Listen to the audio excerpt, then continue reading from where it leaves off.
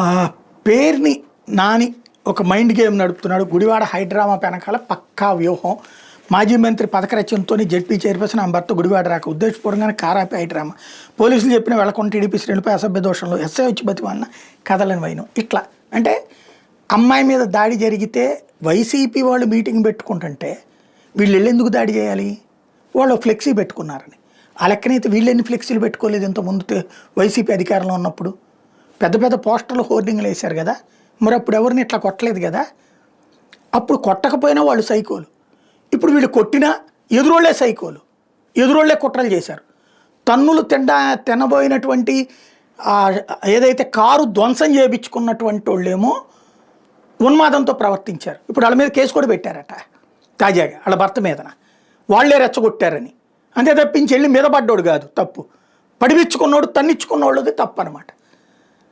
ఇలా నీచ జర్నలిజం ఒక ఎత్తు, వాళ్ళకి పెట్టే కేసులు మరొక ఎత్తు. ఆంధ్రప్రదేశ్ ఆటవిక రాజ్యంగా మారుస్తున్నది పత్రికలు, ఆటవిక రాజ్యాన్ని ఆచరణలో పెడుతున్నది ఆ యంత్రాంగం. దీని కనుక సీరియస్గా మార్చకపోతే రాష్ట్రం పరువుని నెట్ట నిలువునా తీసేస్తూ రాబోయే రోజుల్లో ప్రజలకి ఇలాంటి సంఘటనలు జరిగితే తప్పేముంది అనే స్థితికి తీసుకొస్తున్నారు వీళ్ళు.